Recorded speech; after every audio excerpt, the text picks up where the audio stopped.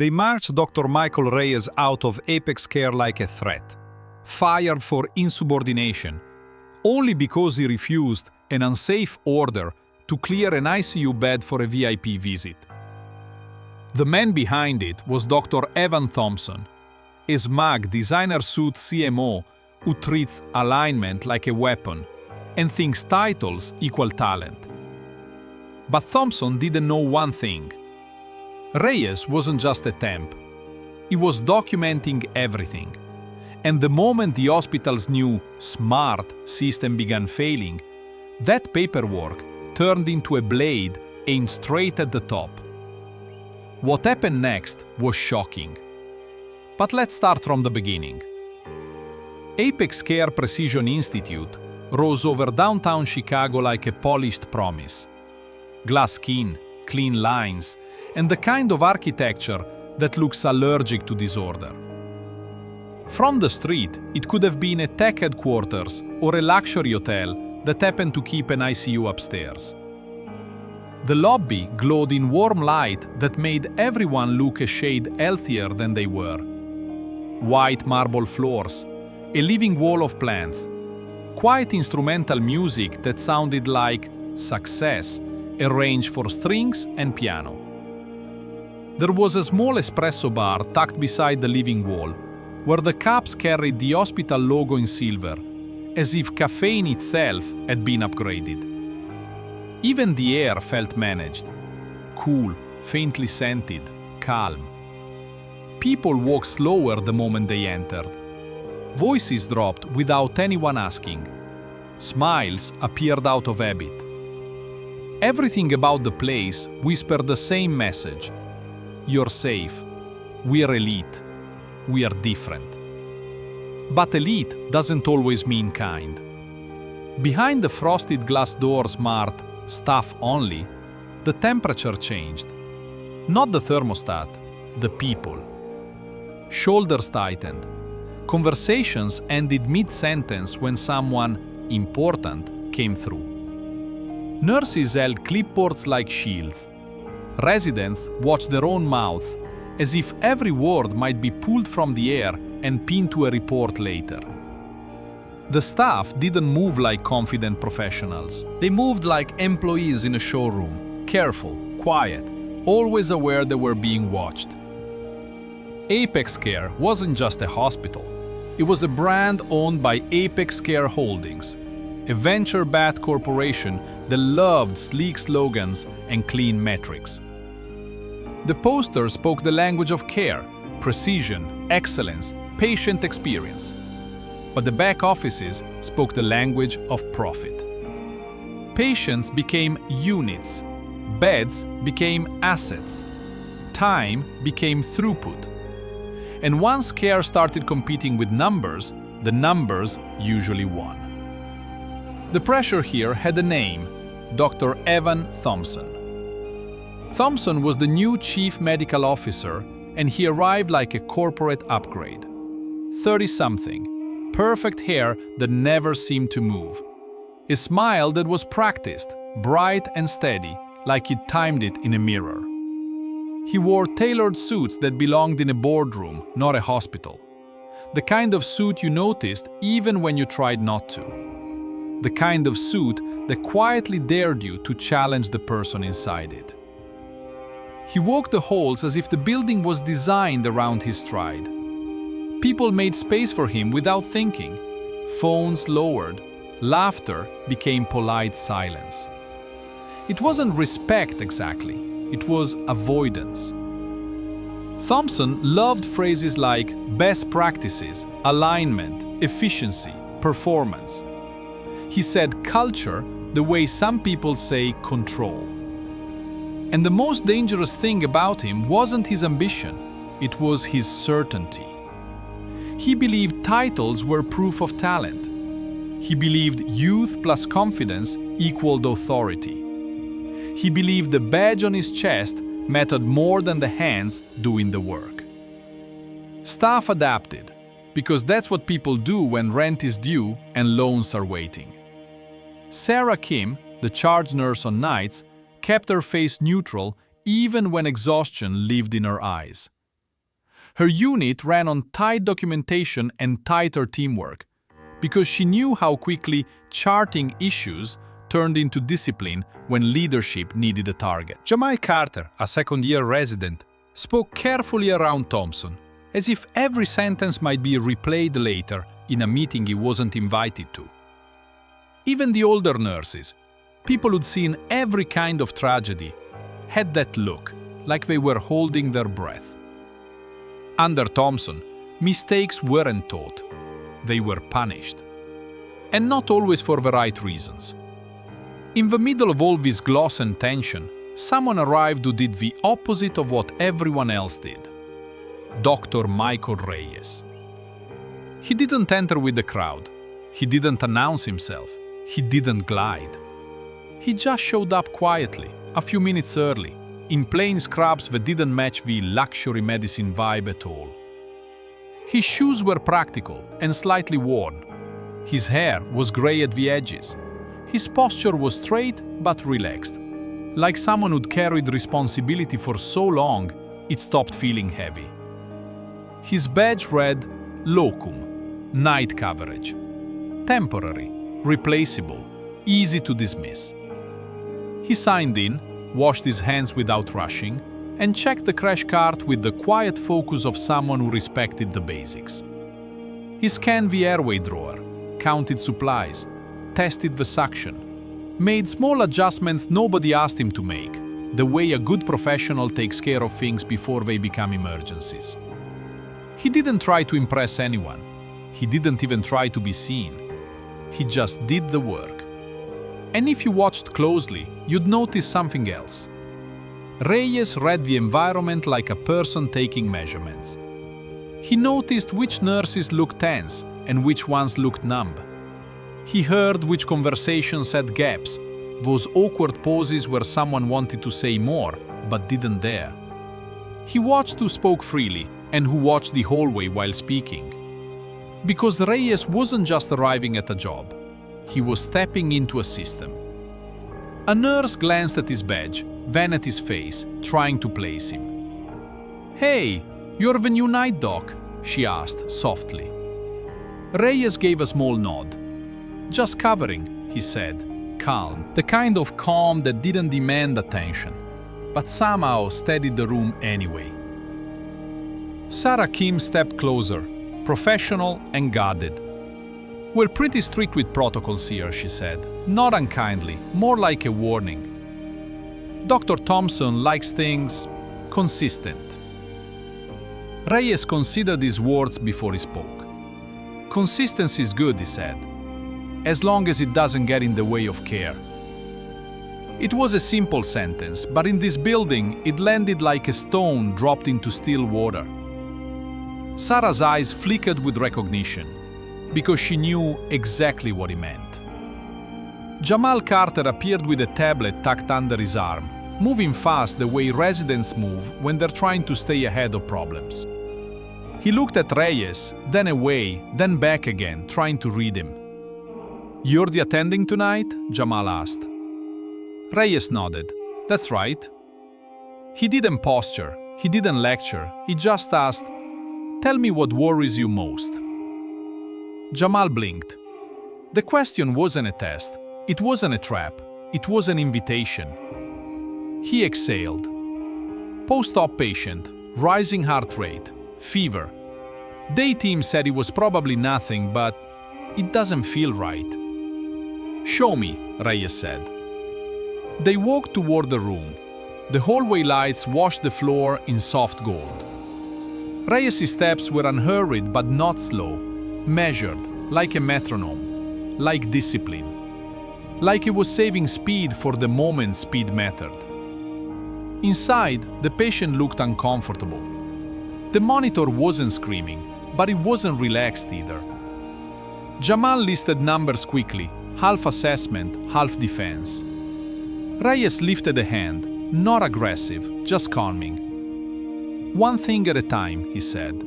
"Let's assess." He asked the patient a few questions, checked the incision, watched the breathing pattern, looked at the IV line. He wasn't flashy, he was thorough. Basic workup, Reyes said. CBC, lactate, blood cultures, fluids, close monitoring. Jamal hesitated. Administration doesn't like cultures unless... We're not ordering for administration, Reyes said quietly. We're ordering for the patient. That line changed the air in the room. Sarah, watching from the doorway, didn't smile openly, but her shoulders dropped a fraction, like she'd been holding tension for weeks and finally felt it loosen for one breath. Reyes wrote his orders neatly, double-checked dosages, documented reasoning. He worked like someone who understood a truth most people learned too late. In a toxic system, documentation isn't just clinical, it's survival. And nobody on the unit knew this yet. Nobody at Apex Care really. But Michael Reyes wasn't just competent. In certain circles, his name ended arguments. Former trauma leadership, patient safety work that shaped policy, expert witness experience that taught him how institutions hid their mistakes. He also carried a private vow. Years earlier, his younger sister had been in a hospital that decided to cut corners. Quiet choices, delays, staffing efficiencies. Not dramatic on the surface, just enough neglect to become irreversible. Reyes didn't talk about it, but it lived in him like a promise. Never let a corporation bury the truth again. At Apex Care, that vow was about to collide with power. Morning at Apex Care didn't feel like morning anywhere else. The night shift hadn't fully exhaled, and the day team arrived already moving, coffee in hand, badges swinging, eyes glued to screens. Overhead lights shifted into day mode, making everything even more spotless, as if the building reset itself for an audience. And every morning there was a ritual, the huddle. Staff gathered near the nurses' station. Nurses, residents, techs, a few attendings, standing shoulder to shoulder, but not close. There was always space between bodies, like everyone wanted room to dodge blame. Behind them, a board displayed metrics in neat boxes. Door-to-dock time, length of stay, readmission rates, patient satisfaction scores. Numbers that looked harmless, until you realized they were used like weapons. Reyes stood near the edge of the circle, coffee untouched. He didn't check his phone. He didn't try to look important. He listened. Then the atmosphere changed. Confident footsteps, the faint click of expensive shoes on polished floor. Conversations tightened, smiles shrank, spines straightened like everyone had been told they were about to be graded. Thompson entered like a CEO inspecting his investment. Tailored suit, perfect hair, bright-controlled expression. He scanned faces the way some people scan spreadsheets. He gave the polished opening. Excellence, efficiency, alignment. Then he began scrolling through the roster on his tablet, eyes landing on one name. You could see the moment he decided to make an example. He looked up and stopped on Reyes, pausing just long enough to pull attention. Then, loud enough for the whole circle. Michael Reyes, locum, night guy. He looked Reyes up and down like he was assessing a cheap tool. We don't do slow medicine here. Got it? The circle went quiet. Not respectful quiet, nervous quiet. The kind that tightens your stomach. Reyes didn't react like a man being attacked. He reacted like a man reading a situation. He nodded, acknowledging the words without accepting the judgment behind them. Thompson, encouraged by the lack of pushback, continued. I heard you ordered additional labs for a chest pain patient, he said. Troponins 3 times? Serial EKGs? He laughed lightly, as if it was absurd. This isn't a 1998 county hospital. A few people chuckled, not because it was funny, but because fear makes people do ugly things to survive. Sarah's jaw tightened. Jamal's eyes flickered toward Reyes and then away. Reyes stayed silent, and that silence did something subtle. It denied Thompson the reaction he wanted. It made Thompson work harder to prove he mattered. Thompson turned to the group, using Reyes as a lesson. Here's the expectation. We practice modern medicine. We trust our systems. We avoid unnecessary orders. We keep things efficient. Efficient. The word that sounded reasonable until it became an excuse to ignore reality. The huddle broke. People scattered fast, relieved it was over. Sarah stepped closer to Reyes, careful to keep her voice low. "I'm sorry," she said. Reyes met her gaze with quiet kindness. "It's okay," he said. "Tell me about the chest pain patient." Sarah blinked. "After that?" "That's why we're here," Reyes replied. It wasn't a victory, not even a confrontation, but it was a marker. Reyes had now seen Apex Care's hierarchy at work. Humiliation as leadership, fear as compliance, and efficiency as the sacred altar. And in systems like this, the first public humiliation is never the last. It's a warning shot. A week later, the air at Apex Care tightened. You could feel it in the way day staff polished what was already spotless, in the way extra flowers appeared at the front desk, in the way security stood a little straighter near the elevators. The hospital wasn't preparing for patients, it was preparing for a performance, an investor tour. Everything became about what could be seen. Hallways were staged, whiteboards rewritten in neat handwriting. Leadership used words like showcase and story and brand. And the messy reality, complex patients, long recoveries, the slow truth of medicine, was pushed behind the curtain. That's when the real problem showed its face. In the ICU, there was a patient who didn't fit the brochure. Angela Morales, middle-aged, complex, expensive, time-consuming. She lay in bed under a soft blanket that couldn't hide how hard her body was working. Monitors weren't screaming, but they weren't relaxed either. Her blood pressure flirted with the edge of danger. Breathing was faster than it should be. Labs drifted the wrong direction. Reyes stood at the workstation outside her room, reviewing trends with the kind of attention that made time slow. Vitals, labs, notes. He didn't skim, he read. Then a shadow fell over the desk. Linda Park, risk manager, corporate professional, always composed, always smooth.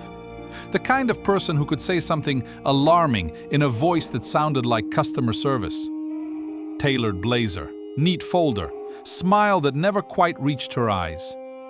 She slid the folder across like it was routine. "We need the ICU bed," she said. "Discharged to step down by noon." No, how is she doing?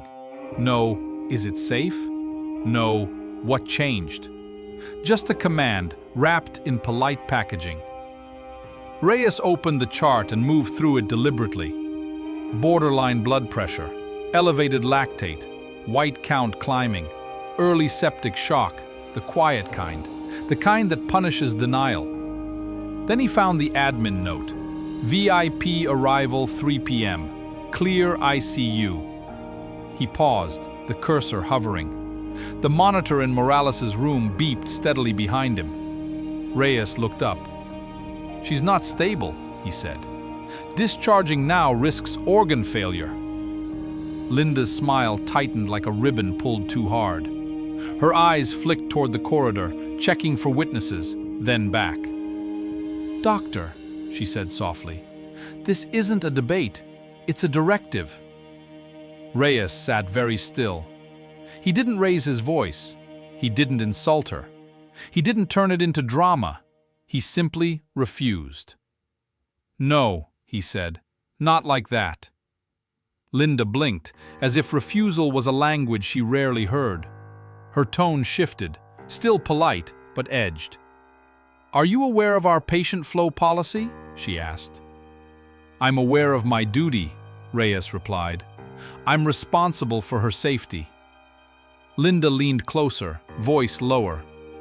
"This is a high visibility week. We all need to be aligned." Aligned again. Corporate code for obey or disappear. Reyes kept his gaze steady. "What's the clinical justification?" he asked. "What changed?" Linda's smile returned, now with the confidence of someone who believed she held power. "The justification is operational," she said. "We have important guests. We need the bed." Operational. Guests. Bed. Not patient. Not safety. Not medicine. Reyes closed the folder gently and slid it back. "I can't authorize that," he said. Linda straightened. "Then I'll escalate." And right on cue, Thompson appeared down the corridor, walking like he could smell dissent. He approached with energy, voice projecting because he wanted an audience. "Are you defying leadership?" he asked. "Do you understand what alignment means?" Sarah Kim pretended to check a chart at the station, listening to every word. Jamal stood nearby, frozen, eyes darting. A respiratory therapist slowed, then hurried past, trying not to be seen witnessing. Thompson stepped closer, invading Reyes' space with practiced confidence. "You're temporary staff," Thompson said. "You don't get to block operational decisions." Reyes didn't flinch. He met Thompson's eyes briefly, long enough to make the point, then said, "I won't violate the standard of care." One sentence, simple, clear, non-negotiable. Thompson's jaw tightened. "You're making this difficult," he said. "I'm keeping her safe," Reyes answered. Linda tapped her pen against the folder, impatient. "We have protocols," she said. "Protocols don't replace judgment," Reyes replied. "They support it." Thompson laughed lightly. "Judgment," he repeated. "Or outdated habits." No one laughed this time. Silence pressed on the unit. Reyes pointed at the vital strand without drama. "Her pressure is trending down. Lactate is up. She's not stable for step down." Thompson didn't look at the data. He looked at Linda. "Make it happen." Linda nodded. "We'll note your non-compliance," she said. Template language, disciplinary language. A record being built. Reyes took a slow breath. "Put your directive in writing," he said. Thompson paused, just a fraction.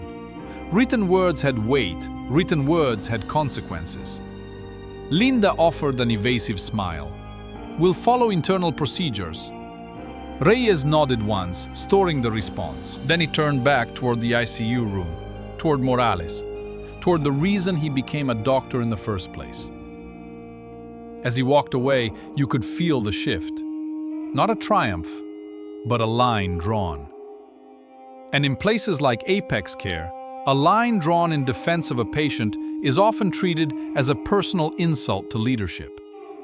Pressure doesn't always arrive like a storm. Sometimes it tightens like a vice, quiet at first, almost deniable, then constant, then suffocating. It doesn't leave bruises you can photograph, but it changes how you breathe when you walk into work.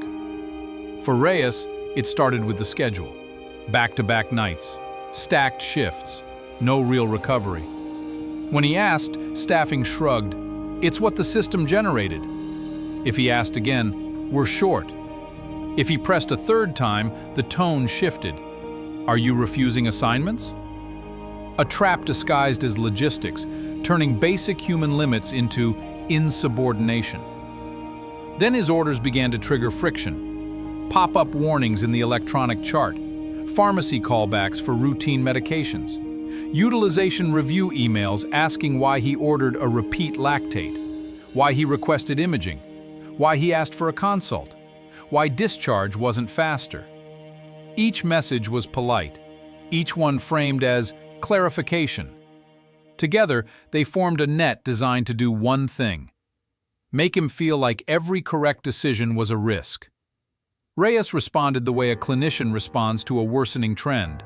He tightened his method. He documented more. He wrote clear reasoning. He cited objective findings. He referenced guidelines. He avoided adjectives and stuck to facts.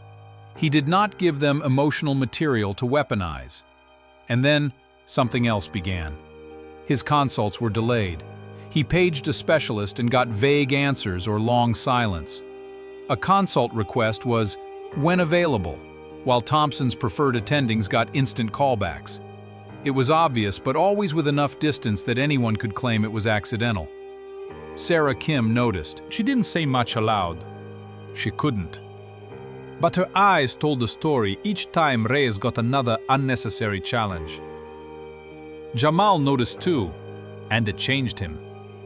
He started speaking softer around Reyes, not because he respected him less, but because he was afraid of being associated with him. That was the cruelty of this kind of pressure.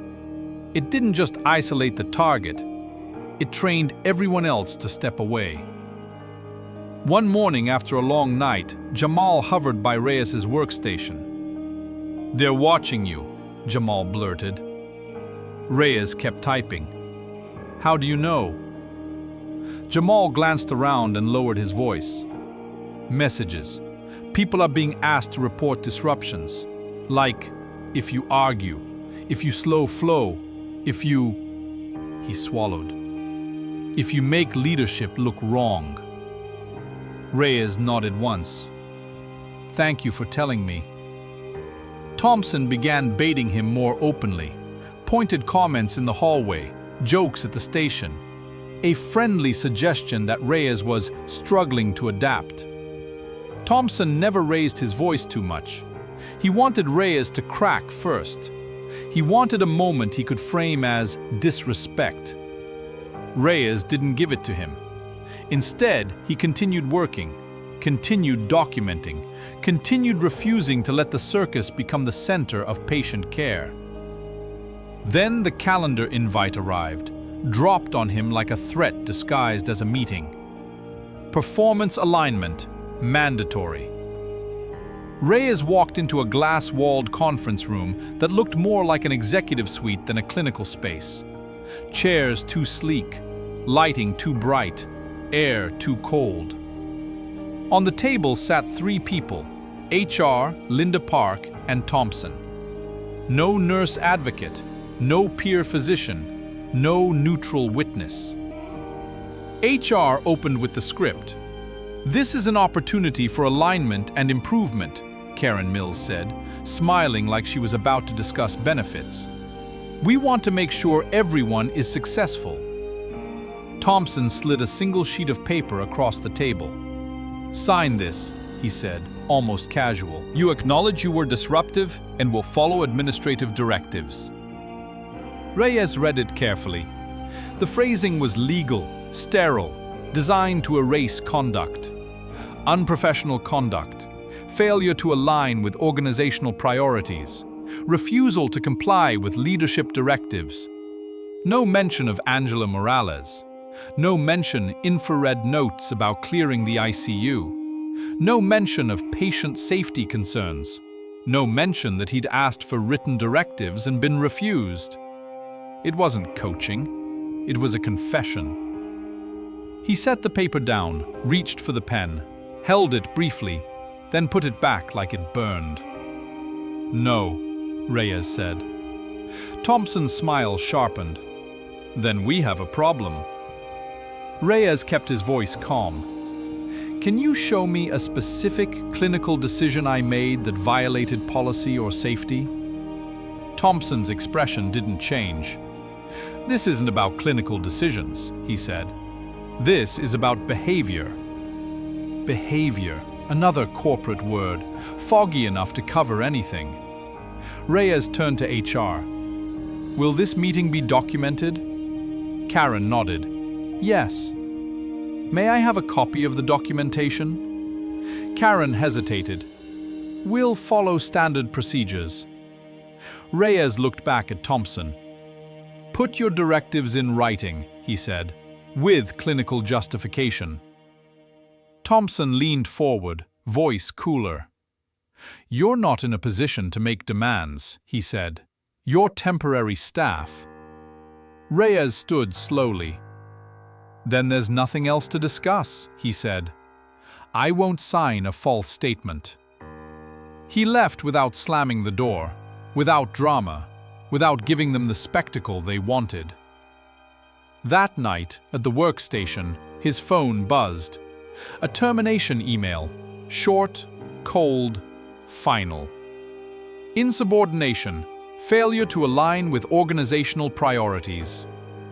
Security approached, polite, firm, trained to be quiet about humiliation. Doctor, we need you to come with us. Reyes closed his laptop slowly, stood, and nodded as if he'd expected this the moment Thompson smiled in that conference room. They escorted him out past staff and patients. Apex Care's cameras recorded the scene from a high angle, like a security training video. A calm doctor walking with two officers through shining hallways.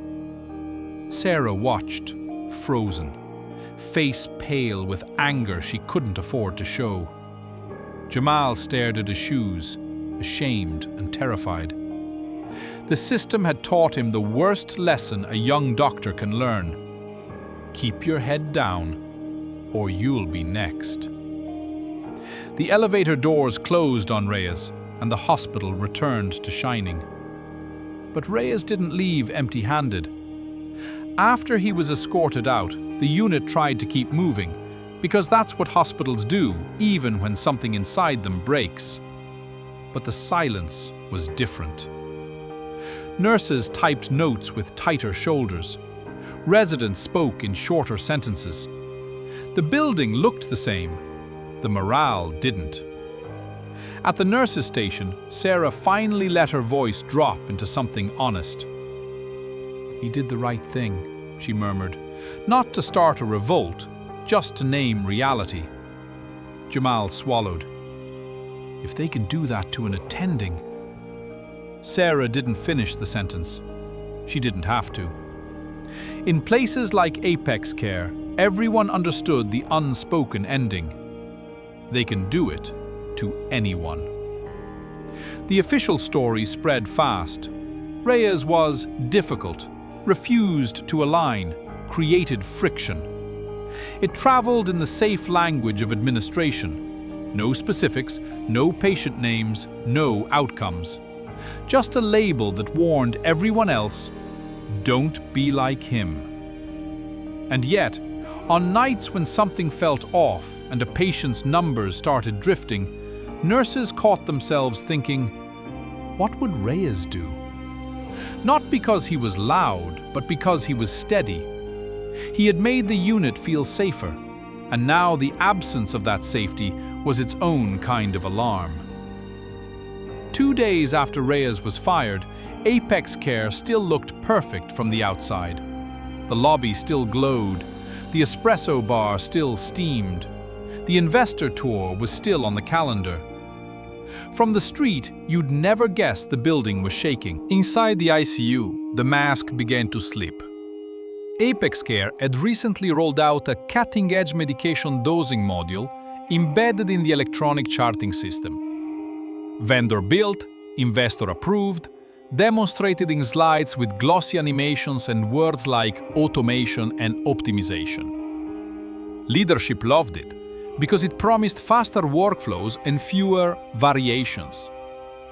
Thompson loved it because it made him sound like the future. The module was designed to optimize anticoagulants, drugs that prevent dangerous clots but can kill if dosed wrong.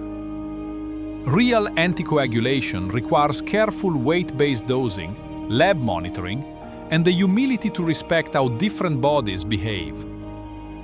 The module didn't have that humility. A logic error, unit conversion, field mapping, and assumption embedded in code, began recommending infusion rates that didn't match standard protocols. For certain profiles, renal impairment, low body weight, recent procedures, the recommendation doubled what it should be. On paper, it looked clean. On a screen, it looked authoritative. It even carried a green indicator, approved. In a hospital where staff were trained to trust systems and fear stepping outside them, the green indicator became a silent authority. A second-year resident, overloaded and anxious, followed the recommendation because it was right there in the order set. The resident told himself, "This hospital is elite. They wouldn't launch something unsafe." A nurse noticed the dose and felt her stomach tighten. She checked the patient's weight, checked the last APTT, recalculated. The resident was busy. The unit was busy. The screen said it was correct. She called pharmacy. Pharmacy called back with careful questions. "Can you confirm the indication and the patient's current labs?" The nurse looked again. The trend was moving too fast. She felt that cold, alert feeling in her chest, the one that says, "This can turn serious." She paged the resident. The resident arrived and stared at the screen. "The module suggested it," he said, almost apologetic, like he was defending himself against a future accusation he could already sense. "I'm uncomfortable with this," the nurse said, keeping her voice low. Not arguing, she'd learned how arguments went here. The resident hesitated, then glanced around at the unit and the invisible pressure hanging in the air. He chose the path he'd been taught was safest for his career. He left it. Hours later, the labs returned dangerously out of range. The patient became pale, sweaty, weak. Alarms began to sound more often. The team scrambled to correct, stopping infusions, rechecking labs, stabilizing what could be stabilized. They saved the patient, barely. Someone tried to file an incident report. The form existed in the system like a promise. Click boxes, describe what happened, attach labs, submit. But when the nurse searched for the event category, the drop-down menu didn't show the option that fit. When she finally submitted under a generic label, the report disappeared into a queue nobody could see. Later, an email arrived from risk management. "Thank you for bringing this to our attention. Please route future concerns through your supervisor." It sounded supportive. It functioned like a lid. Pharmacy, meanwhile, began keeping its own parallel record. Time-stamped calls, names, doses, lab values, the exact wording of concerns. Not out of rebellion, out of self-defense. In a hospital that punished variation, professionals learned to protect themselves with facts. Then it happened again. Another patient, another optimized recommendation, another silent risk wrapped in a green icon. Now, the ICU was no longer a polished showroom. It was a storm. Pharmacy called more urgently. Residents flipped through labs with shaking hands. Nurses compared notes in whispers. Respiratory therapy asked for updated parameters. The unit's sound changed from busy to urgent. The air felt hotter. And then Thompson arrived. He stormed in wearing confidence like armor, pointing at the screen as if software could not be wrong. Because if the system was wrong, then his judgment was wrong. And if his judgment was wrong, investors would know. "Follow the protocol," he snapped. "Follow the module." Sarah Kim was there, called in for just a few hours because staffing was failing. She watched him demand obedience to a screen while real bodies destabilized in real beds. "Doctor," she said, calm but firm, "the module is the problem." The unit went quiet for half a second. Not because the crisis was over, but because she'd done something rare at Apex Care. She challenged the approved story. Sarah explained, careful and factual. Weight-based protocol didn't match the recommendations. Pharmacy was concerned. The pattern repeated. They needed to pause the order set and go manual until the logic was verified. A competent leader would have listened immediately. Thompson didn't, because listening would mean admitting he approved something he didn't understand. "We are not going to undermine our systems because people are uncomfortable," he said. "Standardized tools remove human variation." Human variation, spoken like judgment was a flaw, like experience was noise to be filtered out. The staff improvised safety around him anyway because patients couldn't wait for pride to learn. And while the ICU fought the software, another crisis rolled toward the building. The next wave hit at the worst possible time. Down in the ambulance bay, doors slid open and a stretcher rolled in fast. The patient was a young man, late 20s, wearing expensive athleisure, skin pale, eyes wide. He breathed in short, struggling bursts, one hand pressed to his chest like he was trying to hold himself together, lips faintly bluish, pulse racing. Paramedics delivered the report. Sudden shortness of breath, chest tightness, rapid heart rate, oxygen saturation trending down. No obvious trauma, no clear explanation. The kind of case where minutes mattered, and certainty was a luxury. Staff exchanged glances. Then, the whisper spread. "He's connected." Not a statement, more an electricity, shared understanding that influence had arrived. The kind that summoned administrators instantly. The kind that turned a medical emergency into a corporate event. You could see priorities shifting real time. Pages answered faster. A transport team appeared. A supervisor arrived with a tight smile and a clipboard. Someone arranged a private room without being asked. The building leaned toward this patient like it was being pulled.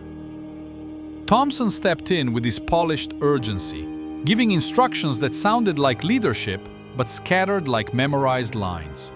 "Move to imaging, get labs, oxygen, call respiratory." He wanted the room to feel controlled. But control isn't the same as competence. Sarah saw the patient and saw the signs. She'd seen enough to recognize the shape of danger. She also knew the unit was already unstable because of the dosing module. The hospital was fighting itself while trying to save people. And she knew what was missing: a steady hand. The one person who had that steadiness was gone, because he refused to move an unstable patient for a VIP. Sarah stepped into a supply alcove, pulled out a sticky note tucked behind her badge, and dialed the number Reyes had given her without drama weeks earlier. The line rang once, twice. "Dr. Reyes," a calm voice answered. "It's Sarah," she said, swallowing. "We have a patient coming in. He's connected. He's not doing well. And the dosing module issue is still happening." There was a brief pause, then Reyes's voice became even more focused. "Tell me what you're seeing." Sarah gave the key facts: oxygen dropping, tachycardia, chest tightness, pale, anxious, unstable. Reyes heard the pattern immediately. "Oxygen, trend vitals," he said. "CBC, CMP, coags, blood gas, get an EKG, page pharmacy, and keep him monitored closely." "They're getting the EKG now," Sarah said, glancing over her shoulder. "Good," Reyes replied. "I'm coming." Sarah's eyes widened. "I know," Reyes said, gentle but firm. "I'm coming." Minutes later, the staff entrance opened and Michael Reyes walked into Apex Care. No badge, no ego, plain scrubs, purpose. A nurse froze when she saw him. Someone whispered his name. Jamal Carter looked up and went still like he'd seen a ghost. Reyes didn't look around for approval. He didn't scan for cameras. He went straight toward the patient area. Thompson saw him and snapped, loud enough to recruit witnesses. "You're not allowed on this property!" Reyes didn't argue. He stepped to the bed, took one look at the patient, then turned slightly to the team. "Get me the last 4 hours of vitals," ABG, CBC, coags, Page Pharmacy, now. Not asked, not suggested, commanded. And everyone obeyed. Because it wasn't arrogance, it was competence. Reyes took the patient's wrist, watched the chest rise, read the monitor trends. He asked simple, targeted questions. When did it start? Recent travel? Any leg swelling? Surgery? History of clots? He kept his voice low, his phrases clean, so the patient could answer between breaths. The oxygen saturation dipped again. Reyes narrowed his focus. Concentration, not panic. Pulmonary embolism territory. Unstable. And anticoagulation was now a minefield because the module was wrong. Sarah met his eyes briefly. Real relief was there, because the room finally felt like someone was driving the car instead of arguing about the map. Reyes began taking control in the way legends do, methodically. He refused the module, dosed manually based on weight and labs, directed pharmacy to verify dosing and prepare manual protocol, ordered stat imaging while preparing for the possibility of deterioration before imaging could happen. He assigned roles crisply. Who called radiology? Who notified ICU? Who coordinated respiratory support? Who managed bedside monitoring? The unit's chaos organized into motion. Jamal watched, stunned. This wasn't a leadership speech. This was mastery. Quiet, precise, safe. Thompson hovered, authority draining in real time. He tried to reassert control with words, procedures, system guidance, but words couldn't compete with a patient who was failing and the doctor who could actually steady the room. In that moment, Apex Care's core lie was exposed. Titles mattered until reality arrived. Reality had arrived. As the ICU moved with purpose again, still tense but organized, the unit doors opened. A group of people entered the corridor in crisp suits and neutral expressions, moving with quiet authority. Their lanyards didn't match Apex Care's branding. Their eyes scanned everything: hand hygiene stations, medication storage, alarm settings, documentation workflows. They weren't impressed by marble. They were looking for safety. A Joint Commission survey team. With them came an Illinois Department of Public Health representative, calm face, sharp eyes. And behind them, a federal investigator with a plain badge and the neutral posture that made the air feel heavier. Staff whispered, "Are they here today? This wasn't scheduled." Unscheduled didn't sound like a detail. It sounded like consequence. Board Chair Harold Whitman appeared, tie loosened, face tight. He looked like someone dragged out of a meeting mid-sentence. Not a person here to support care, a person here to protect the brand. Thompson stepped forward, suit squared, voice polished. "This is under control," he said. "We're addressing an isolated clinical situation." The lead surveyor didn't nod. She didn't smile. She simply looked past him, straight to Michael Reyes. "Dr. Reyes," she said, and the name carried professional weight. "We didn't expect you here." The room went still in a new way. Stunned silence, not fierce silence. The question hung without words. Who is he? Thompson blinked, confusion flashing. "You know him?" The surveyor's expression showed a flicker of disbelief that he didn't. "This is Dr. Michael Reyes," she said clearly. "Former chief of trauma at a top New York program, author of national patient safety recommendations, expert witness in hospital compliance cases." The words landed like a spotlight. Sarah's eyes widened. Jamal's mouth parted slightly, then he caught himself. A pharmacist stiffened, suddenly understanding why Reyes's calm felt different. Whitman's face drained of color, because he understood what this meant. The temporary night doctor was the kind of professional whose testimony didn't just threaten a manager, it threatened the institution. Thompson tried to regain control. "Dr. Reyes is no longer employed here," he said. "He was terminated for insubordination. He shouldn't be directing care." "We'll address credentialing and staffing," the surveyor replied, calm and devastating. "Right now, I'm observing an active clinical response, and I'm observing a system problem that appears to have been escalated." Observing. System problem. Escalated. The federal investigator's eyes moved from the dosing module screen to the manual overrides to the pharmacy call log notes. Not accusing, not threatening, just assembling a timeline. Sarah felt something lift in her posture. Jamal felt it too. Fear still there, but now joined by something else. Relief. Because for the first time, it felt like someone outside the building might actually care about the truth more than the brand. The surveyor asked to see the medication room. A tech opened the door with a hand that shook slightly. The team inspected storage temperatures, look-alike packaging, expiration dates.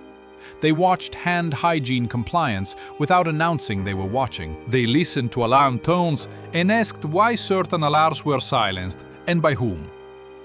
They asked about staffing ratios on nights. They asked who had authority to pause an electronic order set and what the backup process was if software failed. The state representative requested recent transfer decisions, ICU to step down, especially around operational pressures. She asked for the criteria used, the sign-offs, the documentation of stability, and the timeline of who requested what. The federal investigator, quiet as a shadow, asked about billing. When a patient was documented as ICU level versus step down, who entered the level of care order, and whether documentation matched clinical reality. The questions weren't dramatic, they were surgical. Whitman tried to steer the group toward the conference room, somewhere private, controlled, away from alarms and real beds. The surveyor declined. "We observe where care happens," she said, and kept walking. Thompson attempted to regain the narrative with polished phrases. Isolated, temporary, addressed, while the staff around him answered the survey team's questions with careful truth. You could see nurses choosing each word like it mattered, because now it did. Reyes turned toward Thompson, calm and certain. "You tried to punish me for protecting patients," he said. "Now you'll answer for endangering them." No insults, no theatrics, just truth. Thompson had built his power on appearances. Oversight didn't care about appearances. Oversight cared about records. And Reyes had records. Thompson believed Reyes had simply endured the pressure, absorbed humiliation, and walked away. He never understood Reyes had been preparing. Reyes had documented everything with the same discipline he brought to bedside care. Every bed clearance demand, every alignment email, every utilization note pushing speed over safety. Every time he asked for directives in writing and received verbal pressure instead. Every time risk management framed a dangerous choice as policy. He saved emails as PDFs. He photographed whiteboard directives when they appeared and vanished by the next shift.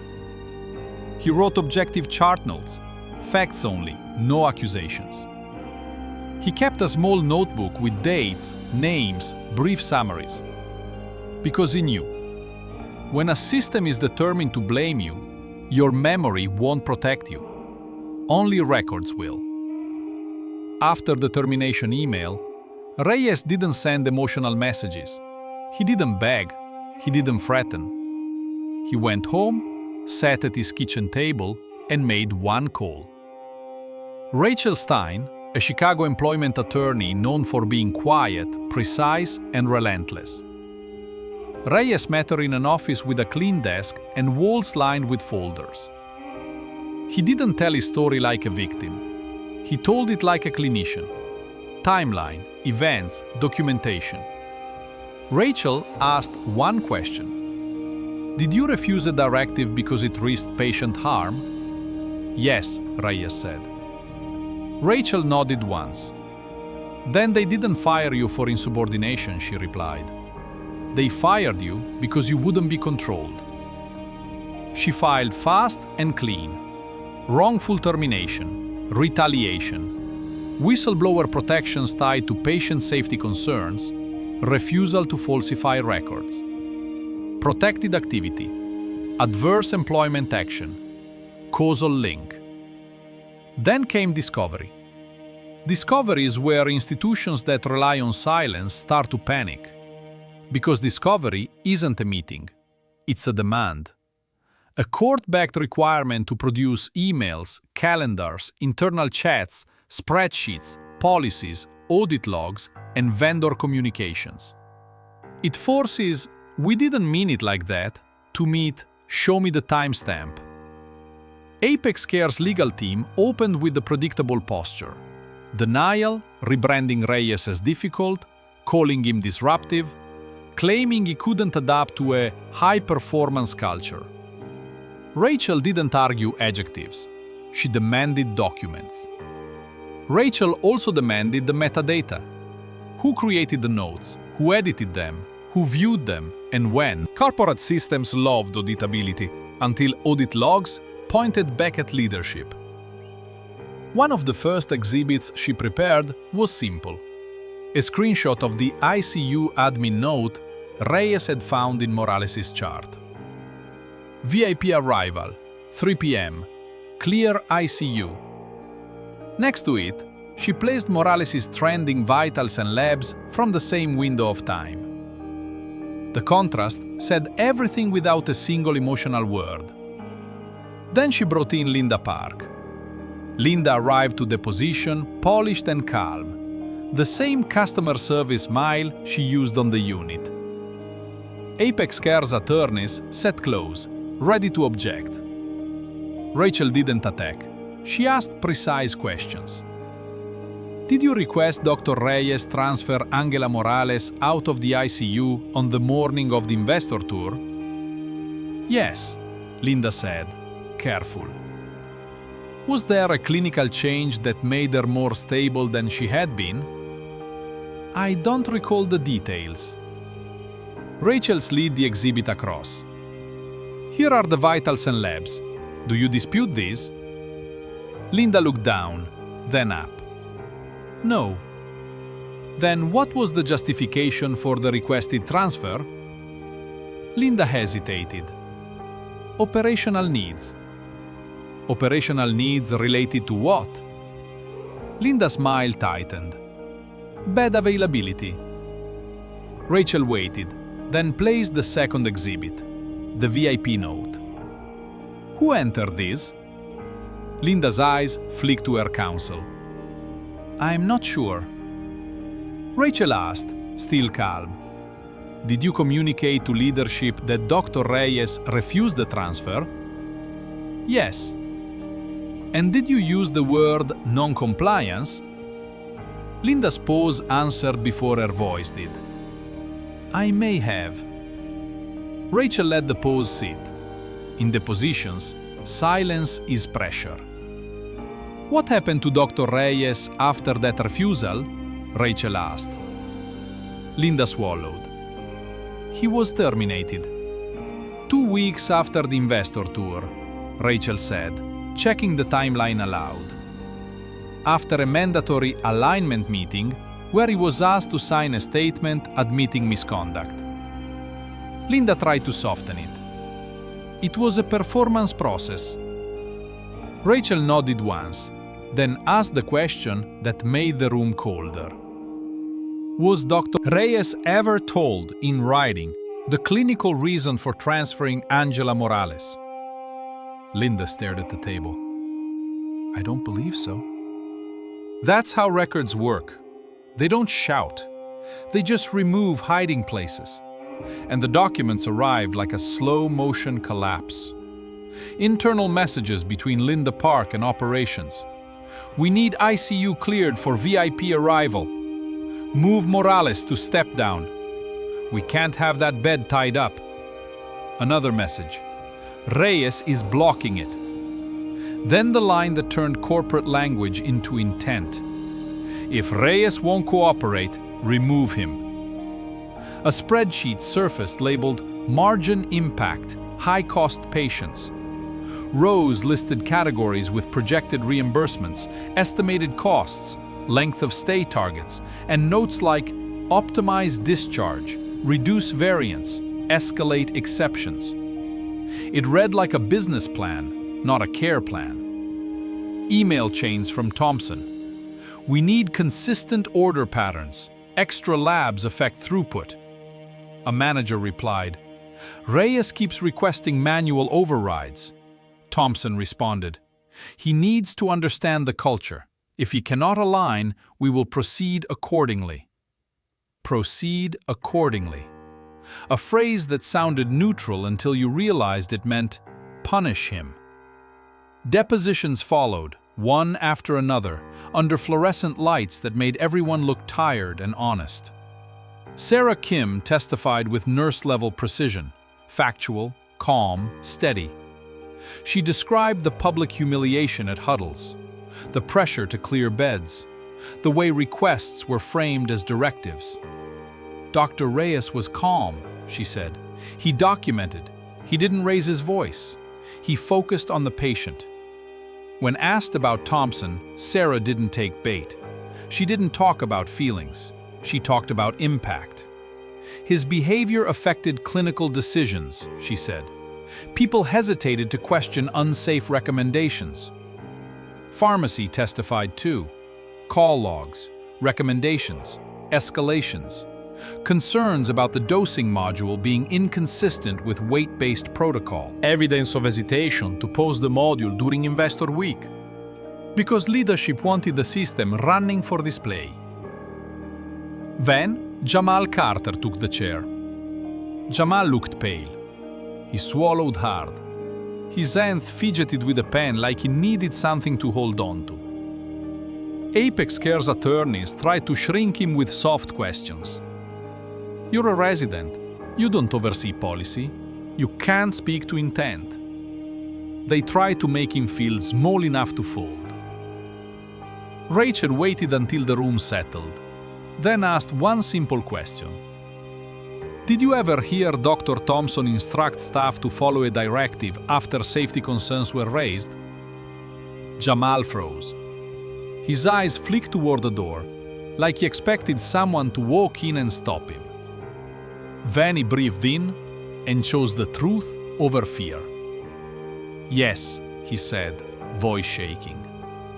What did he say? Rachel asked. Jamal's words came out quietly, but they hit like thunder in a sterile room. He said, he didn't care if it was unsafe, Jamal admitted. He said to do it. Objections followed, attempts to reframe, but it was already on the record. And once truth is spoken under oath, it doesn't slide back into the shadows. The lawsuit didn't swing like a hammer. It cut like a scalpel. Clean, exact, unavoidable. Turning Apex Care's story into a timeline the company couldn't rewrite. The end came the way it usually does when reality finally gets a clear lane. One day an institution feels untouchable. The next day it's scrambling, rewriting memos, and hoping regulators don't look too closely. Boards don't love people. Boards love survival. Harold Whitman called an emergency session in a conference room built to impress investors. Glass walls, brushed steel, skyline view. That day, nobody admired the skyline. Phones buzzed non-stop. Legal counsel sat with laptops open. Compliance consultants spoke in clipped, careful phrases. Thompson arrived pressed and confident, trying to walk in like he still owned the air. He talked about isolated incidents and miscommunication. He blamed staff stress. He called the module a temporary glitch. He framed everything as a leadership challenge, not a safety and compliance crisis. The board listened without warmth, because now the risks were real. Joint Commission scrutiny, state oversight, federal billing questions, documentation gaps, and a retaliation case with a paper trail. Whitman slid a folder across the table, a prepared statement, effective immediately. Thompson stared. "What is this?" Whitman didn't soften it. "It's your removal," he said, effective immediately. Thompson's privileges were suspended pending review, not symbolic, real. The kind that follows you into every future credentialing committee, because it becomes part of your professional record. Apex Care settled, quietly, expensively. No press conference, no grand apology, just a legal agreement designed to stop the bleeding, financial and reputational. In the days that followed, Thompson tried to negotiate, first privately, then through intermediaries. He floated ideas like mutual separation and no admission of wrongdoing. He implied that the hospital couldn't afford to look unstable. But the problem wasn't optics anymore, it was oversight. The Joint Commission requested a corrective action plan with deadlines. The state demanded documentation of policy changes and proof of staff education. The federal investigator requested billing and documentation samples across weeks, not days, looking for patterns, not headlines. Apex Care's counsel explained it bluntly to the board. If they appeared to retaliate against safety concerns, the penalties could expand.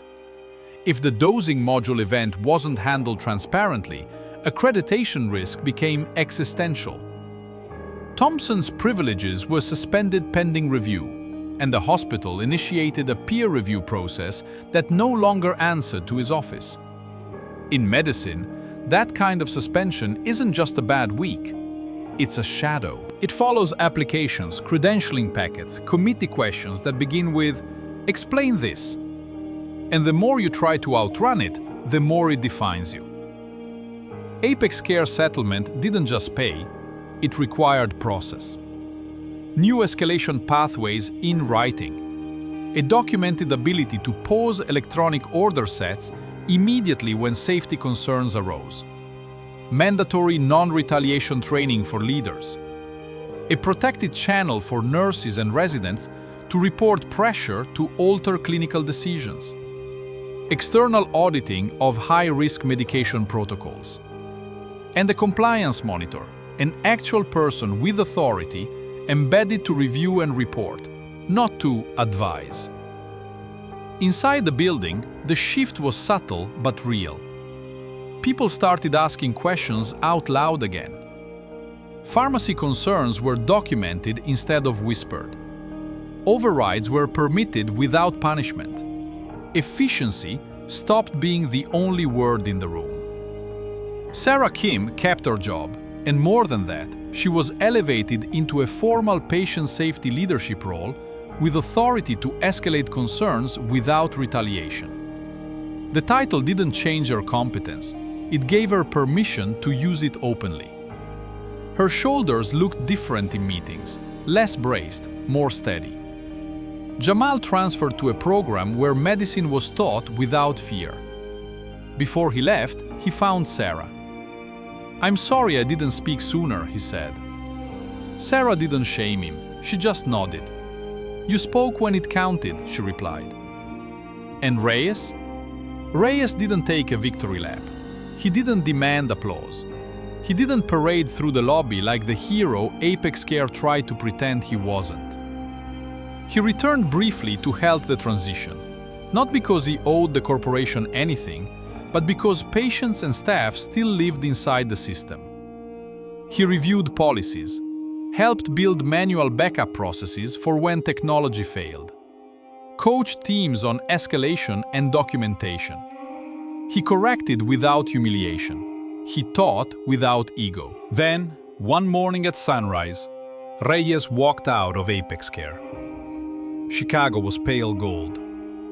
The glass building reflected light like it wanted to look innocent again. The marble floor, the living wall, the silver logo cups, unchanged. But the culture inside had been forced to remember what a hospital was supposed to be. On the units, the change didn't feel like a miracle. It felt like oxygen returning. People still worked hard. The nights were still long. But nurses began documenting concerns without looking over their shoulders. Residents began asking questions out loud. Pharmacy began receiving responses instead of silence. When someone said, "This doesn't feel safe," the room no longer treated it as rebellion. It treated it as data. That was how culture shifted. Not through posters, but through permission. Not perfect, just honest enough to keep people alive. Rachel Stein met him near the entrance, folder tucked under her arm, eyes sharp. "What now?" she asked. Reyes looked back at the building, its shine, its cracks, the people still working inside. "Now they remember what a hospital is for," he said. And that was the lesson. Never confuse humility with weakness. Never confuse a quiet professional with someone you can erase. Sometimes the most dangerous person in the room isn't the loudest. It's the one who stays calm, keeps records, and refuses to bend when bending would break the purpose of the work. When justice finally hits, it doesn't always hit loud. Sometimes it hits clean.